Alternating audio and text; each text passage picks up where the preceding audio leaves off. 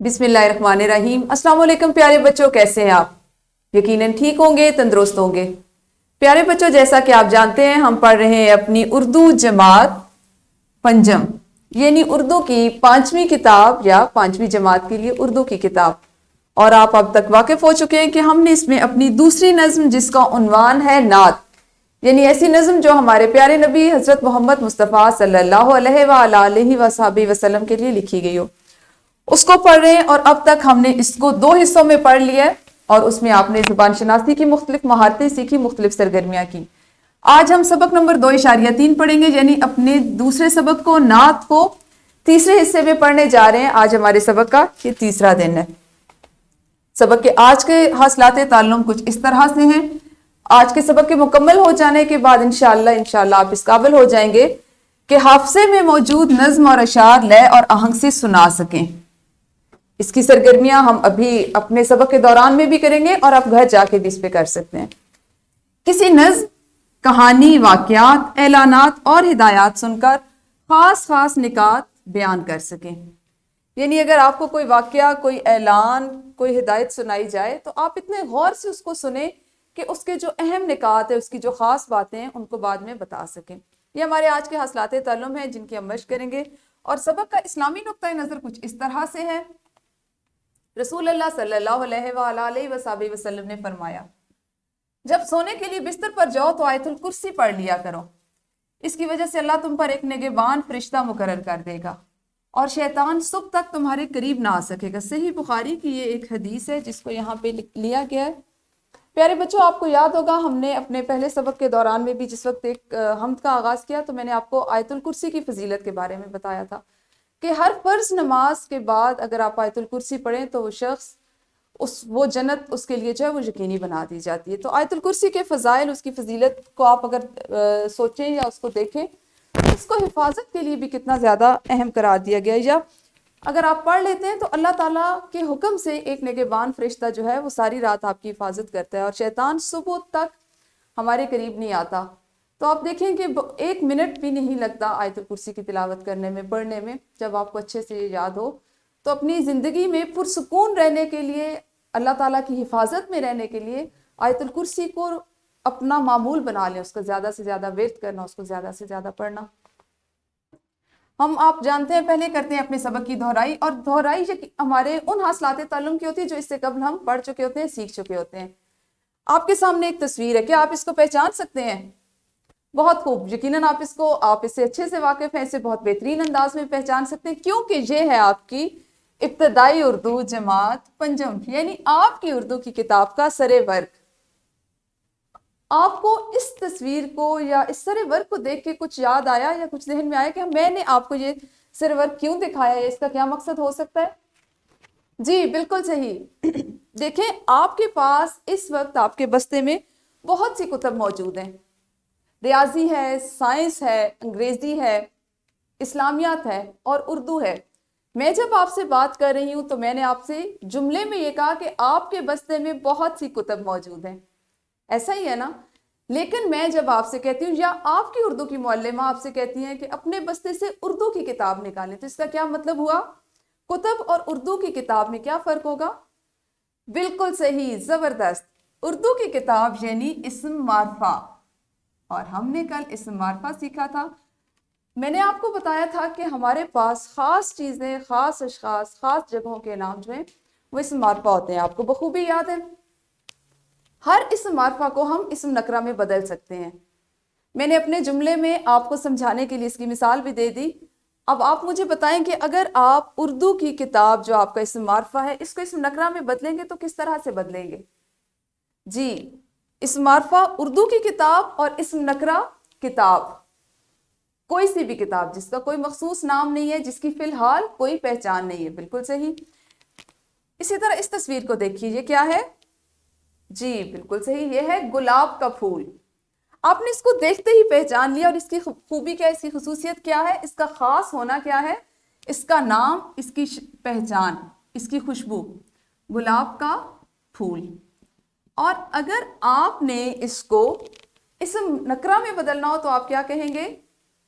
बिल्कुल सही, ہم اسم معرفہ میں کہیں گے گلاب کا پھول، اور اس کا اسم نکرہ ہوگا پھول، یعنی کوئی بھی پھول جس کی اس وقت ہم اس کی تخصیص نہیں کرتے۔ اسی طرح سے اس نقشے کو آپ دیکھیں، میں نے آپ کے لیے کہا یہ نقشہ دیکھیے، یعنی میں آپ کو اسم نکرہ بتا رہی ہوں، آپ مجھے بتائیں کہ آپ اس تصویر کو دیکھتے ہوئے اس کو کیا نام دیں گے؟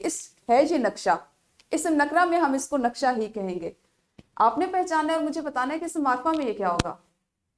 جی، اسم معرفہ میں ہم اس کو کہیں گے یہ ہے پاکستان کا نقشہ، پاکستان کا نقشہ، بالکل صحیح۔ تو پیارے بچوں، ہم نے کل اسم معرفہ اور اسم نکرہ کو سیکھا، اس کے لیے آپ کو شاید یاد ہو ہم نے ایک کھیل بھی کھیلا، میں نے آپ کو اس کھیل کے بارے میں بتایا جو ہم اپنے بچپن میں کھیلتے تھے، یقیناً آپ میں سے بھی کچھ بچوں نے گھر جا کے اس کی مشق کی ہوگی۔ اب کرنا آپ نے یہ ہے کہ اس ویڈیو کو یہیں پہ روکیں اور اپنی معلمہ کی مدد سے ان کی رہنمائی میں وہ آپ کو مزید ایسی تصاویر، ایسے فلیش کارڈز دکھائیں گے جو اسم نکرہ سے ہوتے ہیں، یا کچھ اور سرگرمی کروائیں گی، تو آپ مزید ویڈیو کو روک کر اسم معرفہ اور اسم نکرہ کی دہرائی کیجیے۔ جی، یقیناً آپ لوگوں نے دہرائی کر لی ہوگی اور آپ کے ذہن میں دوبارہ سے اسم معرفہ اور اسم نکرہ جو ہے وہ تازہ ہو گیا ہوگا، یا آپ نے اس کو ذہن نشین کر لیا ہوگا۔ قبل از پڑھائی یعنی پڑھنے سے پہلے آپ نے جماعت چہاروں میں بھی نعت پڑھی، ہو سکتا ہے اس کو آپ نے اپنے حافظے میں محفوظ کر لیا ہو۔ بہت سے آپ کو اس بات کا شاید اندازہ ہوگا، یا آپ نے بھی اس بات کا ادراک آپ کو حاصل ہوگا، مشاہدہ کیا ہوگا کہ آپ جس وقت اپنی کوئی بھی کتاب لیتے ہیں، نئی جماعت میں آتے ہیں، تو جو اپنے شروع کے جو ہمارے جو اسباق ہوتے ہیں ان کو بچے زیادہ شوق سے پڑھتے ہیں اور ان کو بار بار پڑھتے ہیں۔ جس طرح سے آپ کو میں مثال دیتی ہوں کہ قرآن پاک میں جو پہلا پارہ ہے وہ چونکہ بہت دفعہ پڑھا جاتا ہے، بہت دفعہ پڑھا جاتا ہے، تو اس پہ روانی بھی زیادہ ہو جاتی ہے اور وہ بہت اس کے مقاصد، اس کی جو مفہوم ہے وہ بھی یاد ہو جاتے ہیں۔ تو جب آپ اس کو پڑھنا شروع کرتے ہیں، جب بھی پڑھنا شروع کرتے ہیں نئے سرے سے، تو وہ آپ کو لگتا ہے کہ وہ آپ کو خود بخود آپ کو اس کے الفاظ ادا ہو رہے ہیں۔ بالکل اسی طرح سے وہ یعنی وہ آپ کے حافظے میں محفوظ ہو جاتا ہے۔ اسی طرح سے جو ہمارے ابتدائی اسباق ہوتے ہیں ہماری کتابوں کی، ان کو چونکہ زیادہ پڑھا جاتا ہے، وہ پہلے سبق ہوتے ہیں وہ زیادہ پڑھے جاتے ہیں، تو وہ آپ کے حافظے میں محفوظ ہو جاتے ہیں۔ آپ نے جو نعت جماعت چہارم میں پڑھی، جن جن بچوں کے حافظے میں وہ نعت موجود ہے، جن کو وہ یاد ہے اس کا ایک شعر، دو شعر یا چند اشعار، تو وہ اس کے اہم نکات ابھی اپنی معلمہ کو بتائیں۔ ویڈیو کو روکیں اور جلدی سے اس نعت کے اہم نکات اپنی معلمہ کو بتائیے۔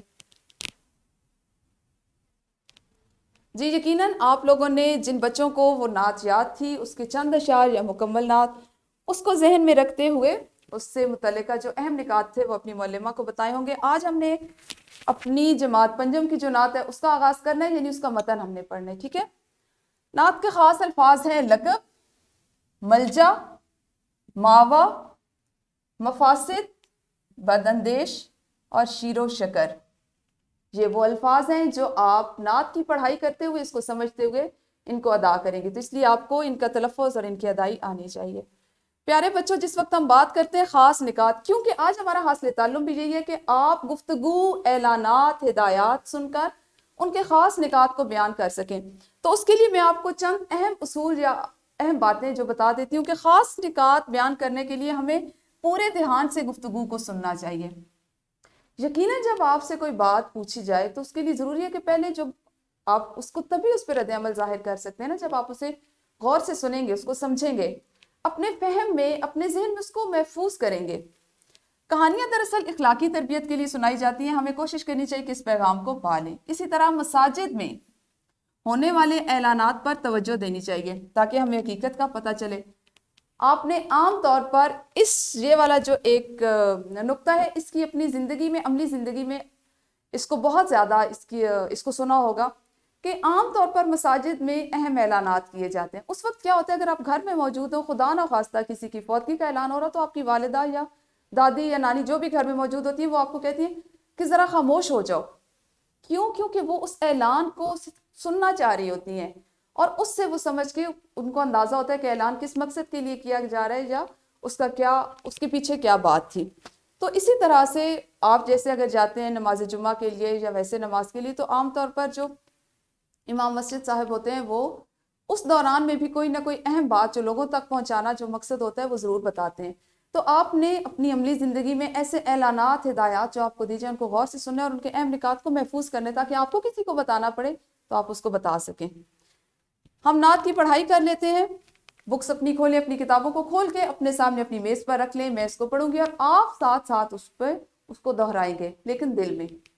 وہ نبیوں میں رحمت لقب پانے والا، وہ نبیوں میں رحمت لقب پانے والا، مرادیں غریبوں کی بر لانے والا، مصیبت میں غیروں کے کام آنے والا، وہ اپنے پرائے کا غم کھانے والا، فقیروں کا ملجا، ضعیفوں کا ماوا، غلاموں کا والی، یتیموں کا مولا، خطاکار سے درگزر کرنے والا، مفاسد کا زیر و زبر کرنے والا، بداندیش کے دل میں گھر کرنے والا، قبائل کو شیر و شکر کرنے والا۔ آپ کو اندازہ ہے، آپ کو پتہ ہے کہ آپ کی یہ جو نعت ہے یہ اس سے زیادہ ہے۔ آج ہم اس کا ایک حصہ پڑھیں گے تاکہ باقی متن جو اس کو ہم کل پڑھیں اور کل سمجھ سکیں۔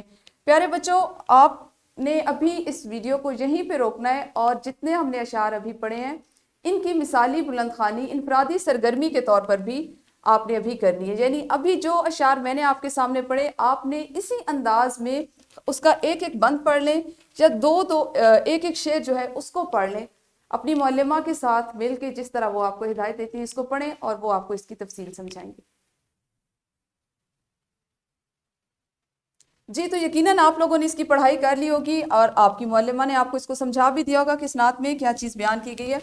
آپ جانتے ہیں کہ ہم نے اپنے جو پہلی نظم تھی جو ہم تھی اس میں سیکھا کہ کس طرح سے اشعار کو ہم نے مشق کی اس کی، کہ اشعار کو نثر میں کیسے بدلتے ہیں اور پھر اشعار کا مفہوم کیسے لکھتے ہیں، یعنی ان کا معنی سادہ الفاظ میں اس کو کس طرح سے بیان کیا جاتا ہے کہ کیا شعر میں بیان کیا گیا۔ جیسے وہ نبیوں میں رحمت لقب پانے والا، لقب آپ جانتے ہیں کہ وہ خصوصی نام وہ ہوتا ہے، صفاتی نام ہوتا ہے جو آپ کی کسی خوبی، کسی اچھائی کی بنا پہ لوگ آپ کو دیتے ہیں۔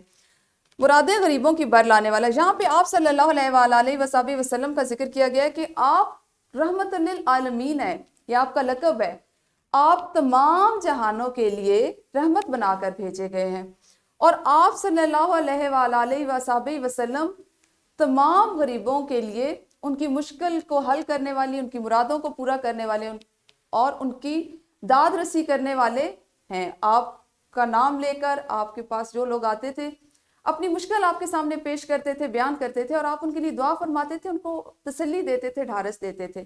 تو اس انداز میں ہم نے اپنے پچھلے سبق میں بھی اور نعت کو بھی جس طرح میں نے آپ کو بیان کیا، اس کا مطلب ہوتا ہے کہ میں آپ کو نعت کا مفہوم بتا رہی ہوں، اس کو مفہوم بتانا کہتے ہیں، یعنی شعر کو آسان الفاظ میں آپ کو سمجھانا۔ ہمارا ایک حاصل تعلم بھی یہی ہے، ہم اس بات کی بار بار مشق بھی کر رہے ہیں کہ آپ نے اب جماعت پنجم میں اپنے اشعار کا مفہوم لکھنا ہے۔ تو مفہوم لکھنے کے لیے بھی میں نے آپ کو مزید وضاحت کی کہ کس طرح سے آپ لکھ سکتے ہیں۔ آپ کی معلمہ یقیناً بہترین انداز میں آپ کو مفہوم لکھنا اور اس کو بیان کرنا بھی سکھا رہی ہوں گی۔ آپ کریں گے بھی ایک اجتماعی سرگرمی۔ اجتماعی سرگرمی کچھ اس طرح سے کہ آپ نے اپنی پسند کی کوئی بھی نعت جو آپ کو بہت اچھی طرح یاد ہو، یعنی آپ کے حافظے میں موجود ہو، اس کو صحیح تلفظ کے ساتھ باری باری جماعت میں سنانا ہے، پہلا کام۔ اور دوسرا، برقی میڈیا جیسے ٹی وی، کمپیوٹر یا انٹرنیٹ، اس کی مدد سے اپنی پسند کی نعت جماعت میں سنائیں اور اس کا مفہوم مختصراً بتائیں۔ مفہوم آپ نے مختصراً بتانا ہے۔ مفہوم کس طرح سے بتایا جاتا ہے، کس طرح سے بیان کیا جاتا ہے، میں آپ کو بھی بتا چکی ہوں۔ ویڈیو کو روکیے اور شاباش ان دونوں سرگرمیوں کو اجتماعی طور پر کیجیے۔ یقیناً آپ لوگوں نے یہ جو اجتماعی سرگرمی یا گروہی سرگرمی آپ اس کو کہہ لیں، اس کو مکمل کر لیا ہوگا۔ اب آپ کریں گے مشق، اور مشق میں ہمارا سوال نمبر 1، نعت کی بلند خوانی کریں اور درج ذیل سوالات کے زبانی جوابات دیں۔ بداندیش کے دل میں گھر کرنے سے کیا مراد ہے؟ قبائل کا واحد لفظ کیا ہے؟ اور اپنے پسند کے کسی شعر کی نثر بتائیں۔ ہم نے چونکہ مفہوم اس کا بیان کرنا، مفہوم اس کا لکھنا وہ بھی سیکھ لیا، تو آپ کے لیے آسان سوال یہ کہ آپ نے اپنی پسند کے کسی ایک شعر کو نثر میں تبدیل کرنا ہے۔ یہ آپ کا مشق کا کام ہے جس کو آپ ابھی جماعت میں اپنی معلمہ کے ساتھ مل کر کریں گے۔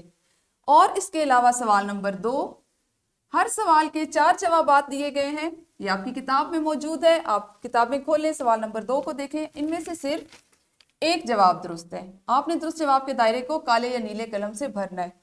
اس میں آپ کے پاس 3 اجزاء یہاں پہ دیے گئے ہیں، آپ نے ان کو مکمل کرنا ہے، اور پھر آپ کے لیے ہے ایک ورک شیٹ۔ پیارے بچوں، ورک شیٹ میں آپ کے 2 سوالات ہیں۔ اس میں پہلا سوال ہے کہ اپنی پسند کی کسی نعت کے چند اشعار لکھیں۔ اب یہاں پہ آپ کوئی سے بھی وہ اشعار لکھ سکتے ہیں جو آپ نے پچھلی جماعت میں نعت پڑھی ہو، اگر آپ کو وہ اچھی لگتی ہے۔ ہو سکتا ہے آپ نے کمپیوٹر سے، اپنے کسی دوست سے، بھائی بہن سے یا ٹی وی سے کوئی ایسی نعت سنی ہو جو آپ کو بہت پسند ہو، آپ اس کے لکھ لیں۔ اور جس نعت کو آپ لکھیں گے، یہاں پہ جس کے چند اشعار لکھیں گے، اس کے 5، وہ نعت آپ کو کیوں پسند ہے، اس میں جو 5 خاص نکات بیان کیے گئے وہ بھی آپ نے یہاں پر لکھنے اس جگہ پر، ٹھیک ہے؟ یہ آپ کی ورک شیٹ ہے، اس کا پرنٹ آؤٹ ابھی آپ کی معلمہ آپ کو دے دیتی ہیں۔ ممکن ہے، مناسب وقت ہے تو اس کو ابھی جماعت میں مکمل کر لیجئے، ورنہ گھر جا کر آپ اس کو اپنے والدین کے ساتھ، بڑے بہن بھائیوں کے ساتھ بھی کر سکتے ہیں۔ گھر سے جو کام آپ نے کر کے لانا ہے اس میں شامل ہے غار حرا، یعنی وہ جگہ جہاں آپ صلی اللہ علیہ وآلہ وصحبہ وسلم عبادت کرتے تھے، اس کا آپ نے تصویری البم تیار کرنا ہے۔ آپ نے اس سے متعلقہ مختلف تصاویر، وہ خواہ آپ کو کہیں کسی پرانی کتاب سے ملتی ہیں، کسی رسالے سے ملتی ہیں، یا انٹرنیٹ سے لے کے تلاش کر کے آپ اس کا پرنٹ آؤٹ لے سکتے ہیں، اس کو تصویری شکل میں لے کے اس کا ایک تصویری البم تیار کریں اور اپنی معلمہ کو دکھائیں۔ یہ آپ کی ایک ایسی سرگرمی ہے جس کو آپ نے عملاً سر انجام دینا، اور یقیناً آپ کو اس کو کرتے ہوئے بہت اچھا بھی لگے گا۔ یہ تھا آپ کا آج کا گھر کا کام، جس میں ہم نے نعت کے پہلے حصے کو پڑھا، اس کو سمجھا، اس کا مفہوم سمجھا۔ انشاءاللہ کل اپنے نعت کے اگلے حصے کے ساتھ ملیں گے، تب تک اپنا خیال رکھیں۔ اللہ حافظ، شکریہ۔